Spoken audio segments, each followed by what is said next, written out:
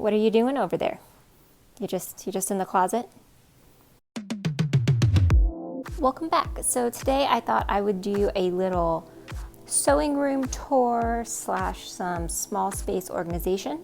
As you can see, this room that I normally sew in is also shared by the cat, you may have noticed, as well as it's sometimes used in an exercise room as there's weights on the floor. I work in here as well. So this really is kind of a multi-purpose area that a lot gets done. And I feel like there's a lot of people who are probably in very similar situations. So today I thought I would share some of my organization tips that I have, if I really have any, and try to give you some ideas if you were in a similar situation for your craft room or sewing room, and you're just trying to figure out, how to organize and store everything. So the first area I will start on is where my sewing machine is. So I currently have this cover that is on it. This is from Brother, and my sewing machine is also a Brother. So you can tell it doesn't necessarily fit. So I got this from my grandmother who had an extra cover. So it works for what it needs to do. Maybe one day I will get a better fitting cover. But this is where I do most of my sewing. I have these little organization boxes on the side that are filled with different notions. I find these really useful. So one drawer stores all of my threads that I currently use. And then I also keep it this way so that the cat can't get into it. I know a lot of people will have where they store it kind of like on their walls. I'll include a link to a picture of what I'm talking about. But for me, that would not work because my cat will try to get into it. So I keep them in here so that she's not able to get in. Then I have another one that's filled with different buttons, seam rippers, and then finally, this is basically shoved with everything else. So you see I have snaps, zip ties for boning for corsets. I have this, a disappearing ink pen, just a lot in here. And I find it works really well as the cat's not able to get in. Behind it, you'll see I haven't organized these quite yet. I have all my zippers. I try to stack everything so it's easy for me to get to. I realize that at times it may look a mess, but I do know where things are. So this probably be my second tip, is to have some sort of like little storage boxes. So the one that's under here, this actually has all of my ribbons in it. So I took the lid off so that you can see, but it is filled with different ribbons, little pieces of fabric. I think a big thing for small spaces, especially if you have pets, is that, maybe something that's easy to get to, but you still kind of have a way that you can kind of hide it, which is what I do with the storage boxes itself. Next, so that's everything that was on top of my sewing table, but I do use the space underneath. So underneath here, you'll see there is another box, and here this actually has a lot of my ironing stuff. So you can see my tailor's ham.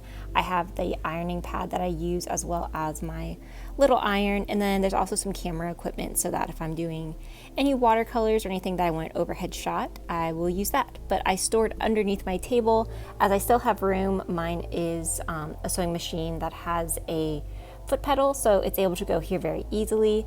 And then on the side over here, there's a little bag that has a couple extra props for when I was taking photos. And then I have my rotary cutting board, and then if I'm doing quilts, some of my rulers are along the side so that they're out of the way, but I can also easily get to them. Then up top here, so we'll talk about this shelf in a second. It may look a little messy. It's because I'm currently deciding what I want to do with this. I'm thinking of deconstructing it. That will be a whole different video though.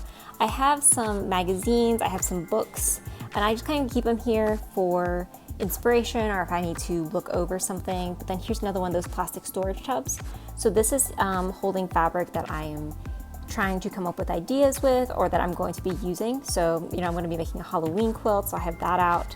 I'm thinking about making a wallet with this cat fabric, and then this was a remnant that I got from Joann Fabrics that I want to figure out something to do with it, but it's not the type of fabric I was thinking it was going to be, so I haven't decided. And then of course I have my Scooby-Doo fabric, because I'm still thinking of what to do with that.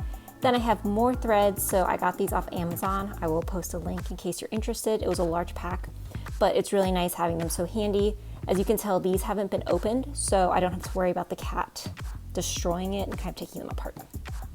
So next we will move on to my cubby system. This will probably be my biggest recommendation for kind of small spaces, having some sort of cubby organization. I love these. I did actually a short the other day about what is in this cubby. So this is all of my patterns, but each one has a different purpose. So the top one is patterns. I have some small pieces of tulle, as well as some extra little notions in the blue ones. And then the green is actually more rulers, and then a yarn, some styrofoam.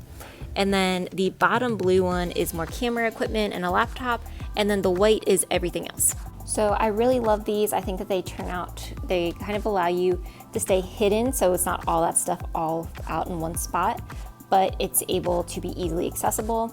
I also use this, so we just talked about how I had the stuff on top. I added a little command hook on the side, so I'm able to hang some of my exercise equipment as well, since this room is multi-purpose.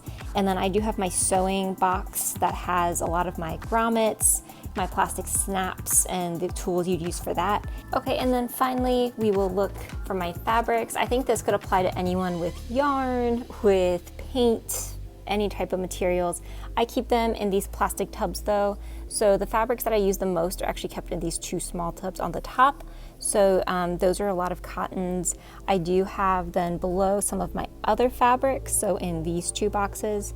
And they're ones that they may be more seasonal or sports related or something that it's not quite what I would use every day, but I do have them, and I want to make sure that I'm not getting rid of them yet, but I could access them if I needed to. So I would have to take all these boxes out, but it works pretty well for storage. It keeps everything nice and neat and organized. And then any fabrics that I am using pretty regularly, they stay in those 2. So this has been a tour of my sewing space. I hope you like some of the tips that I shared. Be sure to tell me in the comments any ideas that you have for small spaces, what you try to do to organize your supplies. And if you like videos like this, be sure to also tell me that if you want to see more, if you want to see what's in my cubbies. You know, I could always do a reveal of what's in all of these if you are quite interested in that. Otherwise, be sure to like and subscribe. Thanks for watching.